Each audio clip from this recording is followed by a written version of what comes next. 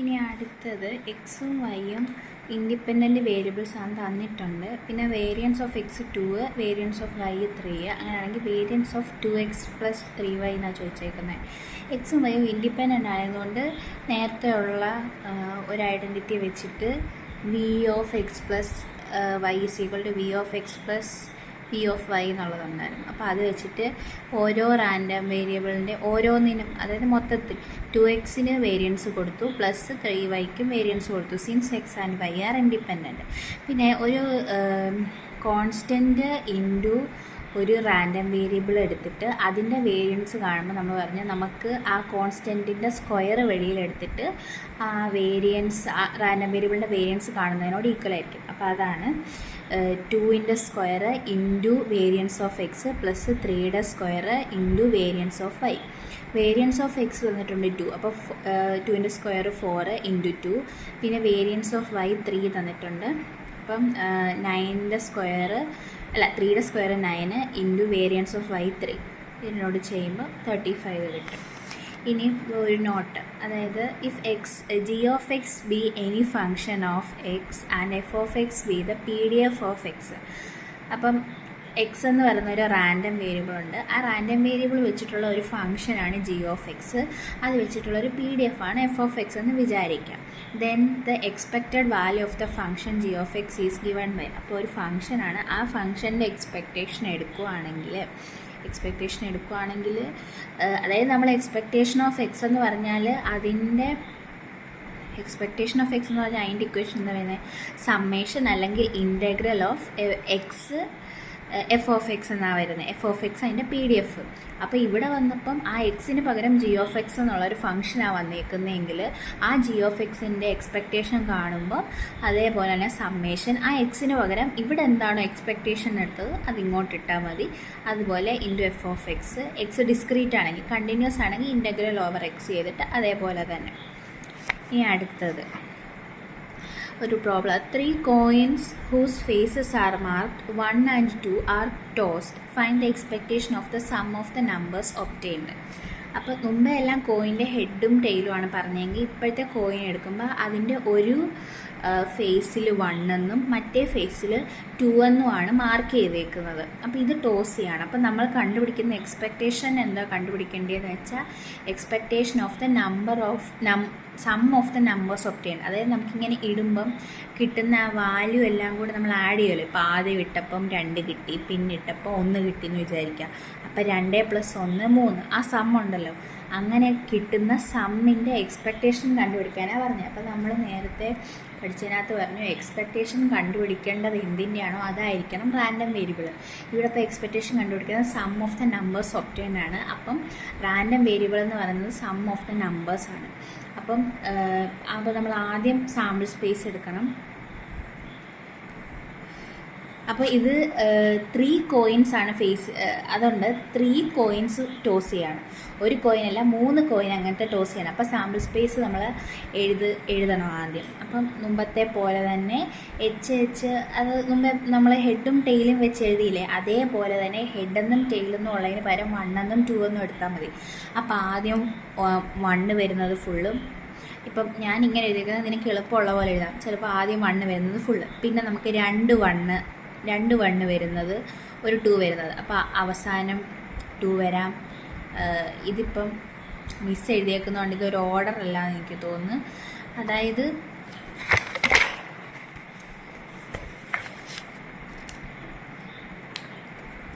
ഇങ്ങനെ എഴുതൂല്ലേ, 1 1 1, പിന്നെ ഇത് 3 എണ്ണമായി, 3 1, ഇനി 2 1ൻ്റെ എഴുതിയിട്ട് ഒരു 2, ഇപ്പോൾ ഈ 2 നടുക്ക് വരാം, ഇങ്ങനെ 2 1 1, ഇനി 2 ഇനി 1 ഒന്നുകൂടെ കുറച്ച് ഒരൊന്നും 2 കൂടി 2 2 ആകുമ്പോൾ 1 2 2 2 1 2 2 2 1, പിന്നെ ഫുൾ 2 1 2 3 4 5 6 7 8 എണ്ണമായി. അതാണ് ഇവിടെ എഴുതിയേക്കുന്നത്. അപ്പോൾ ഇതിനകത്ത് റാൻഡം വേരിയബിൾ എടുക്കേണ്ടത് ഇത് സാമ്പിൾ സ്പേസ് ആണ്, ഈ തന്നിരിക്കുന്ന എക്സ്പെരിമെൻറ്റിൻ്റെ സാമ്പിൾ സ്പേസ് ആണിത്. ഇനി റാൻഡം വേരിയബിൾ എടുക്കുന്നതെന്ന് വെച്ചാൽ സമ്മ് വരുന്നത്, അതായത് ഇപ്പോൾ ഇവിടെ 1 1 1 എന്ന് വീണാൽ അവിടുത്തെ സം എന്തോ 1 + 1 + 1 3 എന്ന് വരും. ഇവിടെ 6 2 + 2 + 2 6, ഇവിടെ 4, അങ്ങനെ സമ്മെന്ന് എടുത്തേക്കുന്നത്. അതാണ് റാൻഡം വേരിയബിൾ. അപ്പോൾ എക്സിന് എന്തൊക്കെ വാല്യൂ വരാമെന്ന് നമ്മൾ നോക്കണം. നമ്മൾ ചുമ്മാ നോക്കുമ്പോൾ തന്നെ ഇപ്പം 3 വീണെങ്കിൽ വരാനുള്ള സാധ്യത 3 1 വീഴുന്നതെങ്കിൽ സമ്മ് 3 വരാം. പിന്നെ 1 2 1 1 2 വീഴുന്നതെങ്കിൽ 4 വരാം സമ്മ്. ഇനി 2 2 1 1 വരുന്നതെങ്കിൽ 5 വരാം സമ്മ്. ഇനി 3 2 വരുന്നതെങ്കിൽ 6 വരാം സമ്മ്. അങ്ങനെ എക്സിന് എടുക്കാൻ പറ്റുന്ന വാല്യൂസ് 3 4 5 ആൻഡ് 6 ആണ്. അപ്പോൾ നമ്മൾ പിന്നെ കണ്ടുപിടിക്കേണ്ടത് എന്തുവാ, PDF കണ്ടുപിടിക്കണം. PDF എന്ന് പറയുമ്പം റാൻഡം വേരിയബിൾ എഴുതുക, അതിൻ്റെ പ്രോബബിലിറ്റി എഴുതുക. അപ്പോൾ എക്സ് 3 4 5 6 എക്സിന് കിട്ടുന്ന വാല്യൂസാണ് നമ്മൾ എഴുതി വെച്ചേക്കുന്നത് വാല്യൂസ്. പിന്നെ അതിൻ്റെ പ്രോബബിലിറ്റി എന്ന് പറയുമ്പം 3 വരാൻ, ഇപ്പോൾ ആദ്യത്തേത് 3 എത്ര തവണ വരും, ഒറ്റ തവണയെ വരത്തുള്ളൂ. അപ്പം 3 ഡിവൈഡഡ് ബൈ 1 ഡിവൈഡ് ബൈ 8. 4 വരാനുള്ള സാധ്യത 3 തവണ 3/8. 5 വരാനുള്ള സാധ്യത 3/8. 6 വരാനുള്ളത് 1/8. ഇനി നമ്മൾ കണ്ടുപിടിക്കേണ്ടത് എക്സ്പെക്റ്റേഷനാണ്. ഇപ്പോൾ നമ്മൾ സമ്മാണ് റാൻഡം വേരിയബിൾ ആയിട്ട് എടുത്തേക്കുന്നത്. ഇനി അതിൻ്റെ എക്സ്പെക്റ്റേഷൻ കണ്ടാൽ മതി. എക്സ്പെക്റ്റേഷൻ = ഇത് ഡിസ്ക്രീറ്റ് ആയതുകൊണ്ട് summation of X F of X, അല്ലെങ്കിൽ X P of X F of X രണ്ടും ഒന്ന് തന്നെ. ഇവിടെ എന്താ എഴുതുന്നത് അത് തന്നെ എഴുതിയാൽ മതി. അപ്പം 3 × 1/8 + 4 × 3/8 + 5 × 3/8 + 6 × 1/8. അപ്പം ഇതെല്ലാം കൂടെ ആഡ് ചെയ്യുമ്പോൾ 4.5 വരും ലാസ്റ്റ്.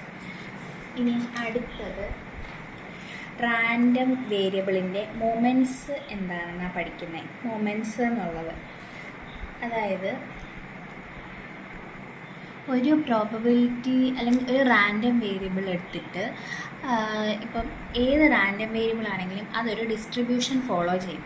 അപ്പോൾ ആ ഡിസ്ട്രിബ്യൂഷൻ ഏത് ഷേപ്പാണ് അങ്ങനെ എന്താണെന്ന് അറിയാൻ വേണ്ടിയിട്ടുള്ളതാണ് മൊമെൻറ്റ്സ് എന്ന് പറയുന്നത്. അത്രയൊന്നും ഓർക്കേണ്ട. റാൻഡം വേരിയബിളിന് മൊമെൻറ്റ്സ് എന്ന് പറയുന്നുണ്ട്. 2 തരത്തിലുള്ള മൊമെൻറ്റ്സ് ആണ്, സെൻട്രൽ മൊമെൻറ്റ്സും റോ മൊമെൻറ്റ്സും. അതിന് കുറച്ച് ഇക്വേഷൻസ് ഉണ്ട്, അതൊക്കെ അറിഞ്ഞിരിക്കണം. അപ്പോൾ ആദ്യത്തേത് സെൻട്രൽ മൊമെൻറ്റ്സ്. അതായത് let x be a random variable with mean x bar, then the central moment is denoted by mu r and is defined as mu r = expectation of x minus x bar the whole raised to r. ഇത്രയുമാണ് definition. അതായത് X എന്ന് പറയുന്നത് ഒരു random variable ആണ്. ആ random വേരിയബിളിൻ്റെ മീനാണ് X bar. മീൻ എന്ന് പറയുമ്പോൾ നമുക്കറിയാമല്ലോ, ആവറേജ് എന്ന് പറയുന്നതിൻ്റെ കൂട്ട് റാൻഡം വേരിയബിൾ എല്ലാം കൂടെ എടുത്ത് റാൻഡം വേരിയബിൾ എല്ലാം കൂടെ ആഡ് ചെയ്തിട്ട് അത് എത്ര നമ്പർ ഉണ്ടോ അതും കൂടെ ഡിവൈഡ് ചെയ്യുമ്പോൾ കിട്ടുന്നതാണ് മീൻ. അപ്പം മീനിനെ ഡിനോട്ട് ചെയ്യുന്നതാണ് എക്സ് ബാർ.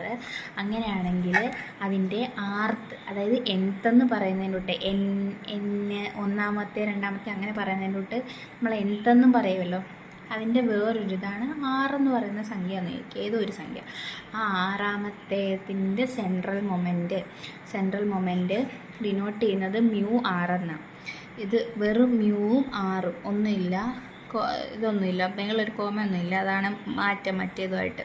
അത് ഡിഫൈൻ ചെയ്തേക്കുന്നത് എങ്ങനെയാണെന്ന് വെച്ചാൽ μr = എക്സ്പെക്റ്റേഷൻ ഓഫ്. അപ്പോൾ ആദ്യം ഓർക്കുക, നമ്മുടെ റാൻഡം വേരിയബിൾ എക്സ് മൈനസ് ആ റാൻഡം വേരിയബിളിൻ്റെ മീൻ എടുക്കുക. എന്നിട്ട് അതിൻ്റെ മീൻ എടുക്കുക, ഇത് രണ്ടും ഡിഫറൻസ് എടുത്തിട്ട് അതിൻ്റെ ആർത്ത് പവർ, അതായത് ഇവിടെ ഏതാണോ നമുക്ക് തന്നിരിക്കുന്ന നമ്പർ അതിൻ്റെ പവർ കണ്ടുപിടിച്ചിട്ട് അതിൻ്റെ എക്സ്പെക്റ്റേഷൻ കണ്ടുപിടിക്കുക. ഇതാണ് സെൻട്രൽ മൊമെൻ്റ് എന്ന് പറഞ്ഞാൽ. അപ്പം അതിൽ ഇപ്പം ഇതാണ് പറയുന്നത് R1. നമ്മൾ R-ന് 1 എന്നിട്ട് കൊടുക്കുകയാണ്. അപ്പം ഇക്വേഷൻ പറഞ്ഞേക്കുന്നത് μr = expectation of x minus x bar the whole raised to r. അപ്പോൾ ഈ R 1 ആകുമ്പോൾ കേസിൽ μ1 എന്ന് വരും. Expectation of X minus X bar the whole raised ഇവിടെ 1. അപ്പോൾ ഒരു ചേഞ്ചും വരത്തില്ലല്ലോ. അങ്ങനെ തന്നെ അതപ്പം സിംപ്ലിഫൈ ചെയ്തതിനകത്ത് പറഞ്ഞേക്കുക expectation of X minus X bar, ഇവിടെ റേസ് ടു 1 ആയതുകൊണ്ട് അത് തന്നെ. പിന്നെ നമ്മൾ എക്സ്പെക്റ്റേഷൻ ആയപ്പോൾ പഠിച്ചു ഇത് അതായത് ഇത് നമുക്ക് മാറ്റി എഴുതാമല്ലോ രണ്ടാക്കിയിട്ട്. Expectation of X minus expectation of X bar എന്ന് എഴുതാം. എക്സ്പെക്റ്റേഷൻ ഓഫ് എക്സ് എന്ന് പറഞ്ഞാൽ എക്സിൻ്റെ എക്സ്പെക്റ്റേഷൻ എന്ന് പറഞ്ഞാൽ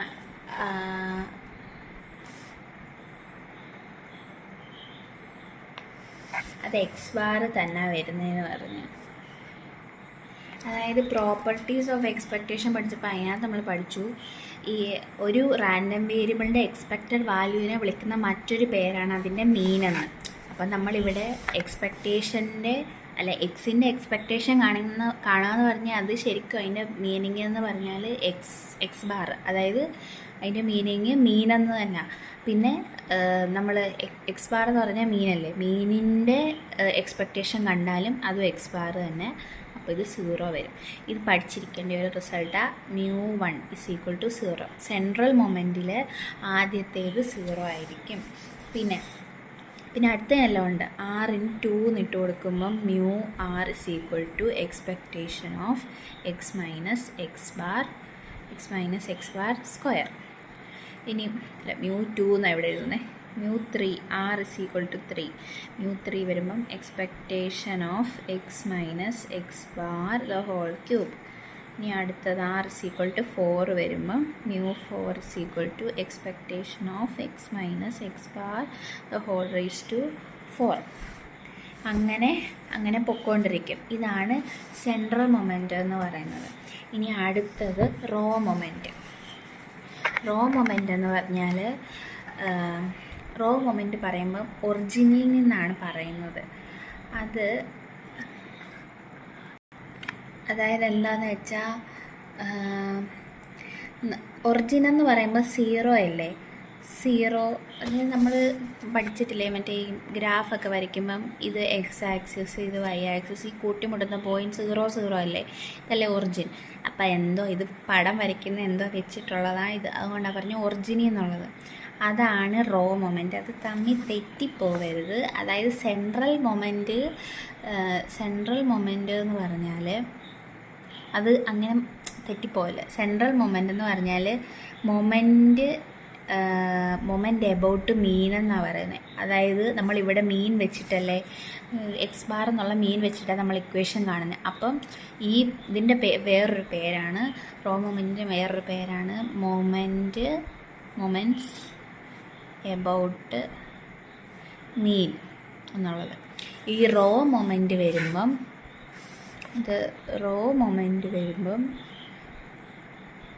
മൊമെൻറ്റ്സ് എബൌട്ട് 0 അതാണിപ്പോൾ ഒറിജിൻ്റെ കാര്യം പറഞ്ഞത്. അതായത് ഇതിനകത്തും പറയുന്നത് rth raw moment about the origin. Raw moment എന്ന് പറഞ്ഞാൽ എല്ലാം ഒറിജിനിൽ നിന്നാണ് തുടങ്ങുന്നത്. അത് തെറ്റിപ്പോലെ സെൻട്രൽ മൊമെൻറ്റും റോ മൊമെൻറ്റും തമ്മിൽ ഒറിജിനിൽ നിന്നാണ് തുടങ്ങുന്നത്. അത് ഡിനോട്ട് ചെയ്യുന്നത് μr'. മുമ്പത്തേത് μr ആണെങ്കിൽ ഇത് μr' എന്ന് ഒരു കോമ മേളിലിട്ടിട്ട് μr' എന്നാണ് അത് ഡിഫൈൻ ചെയ്തേക്കുന്നത്. μr' = expectation of X raise to R. മുമ്പത്തേതിൻ്റെ അത്ര ഒന്നുമില്ല. μr' = എക്സ്പെക്റ്റേഷൻ ഓഫ് ഏത് റാൻഡം വേരിയബിൾ ആണോ അതേ റേസ് ടു ആർ. ഇത്രയുള്ള ഇക്വേഷൻ. അപ്പോൾ നമ്മൾ ഇനിയും നമുക്ക് ഓരോന്നിട്ട് കൊടുക്കാം. R-ന് 1 എന്നിട്ട് കൊടുക്കുമ്പം μ1' = expectation of X raise to 1. Expectation of X തന്നെ വരും.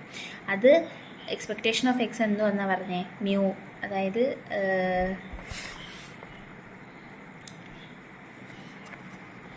എക്സ്പെക്റ്റേഷൻ ഓഫ് എക്സ് എന്ന് പറഞ്ഞാൽ അല്ല മീനെന്നാണ് പറഞ്ഞത്. മീനെന്നാണ്. അപ്പോൾ എക്സ്പെക്റ്റേഷൻ ഓഫ് എക്സ് അത് ഓർത്തിരിക്കണം. അതായത് ഇത് ഓർക്കണം, സെൻട്രൽ മൊമെൻറ്റിൻ്റെ വരുമ്പം μ1 എന്ന് പറയുന്നത് 0 ആയിരിക്കും എപ്പോഴും, അത് മാറത്തില്ല. അതുപോലെ ഇതിൻ്റെ വരുമ്പം റോ മൊമെൻറ്റ് വരുമ്പം അതിൻ്റെ ഒന്നാമത്തേത് വരുമ്പം എക്സ്പെക്റ്റേഷൻ ഓഫ് എക്സ് മീനാണ് വരുന്നത്. ഇനി R = 2 എന്ന് പറയുമ്പം μ2' = എക്സ്പെക്റ്റേഷൻ ഓഫ് എക്സ് സ്ക്വയർ. ഇനി R = 3 വരുമ്പം μ3' = എക്സ്പെക്റ്റേഷൻ ഓഫ് എക്സ് ക്യൂബ്. അത്രയും മതിയെന്ന് തോന്നുന്നു. അങ്ങനെ ഇത് പൊക്കോണ്ടിരിക്കുക എത്ര വരെ വേണമെങ്കിലും. പോവാം. പിന്നെ ഇനി നമുക്ക് പറയാനുള്ളതാണ്, ഇത് തമ്മിൽ റിലേഷനുണ്ട്. റോ മൊമെൻറ്റും സെൻട്രൽ മൊമെൻറ്റും തമ്മിൽ റിലേഷനുണ്ട്, അതും പഠിക്കണം. അതായത് റെക്കറൻസ് റിലേഷൻ എന്നാണ് പറയുന്നത്. അതായത് ഇതിങ്ങനെ ഇതിപ്പോൾ μ1 μ2 μ3 μ4 വരെ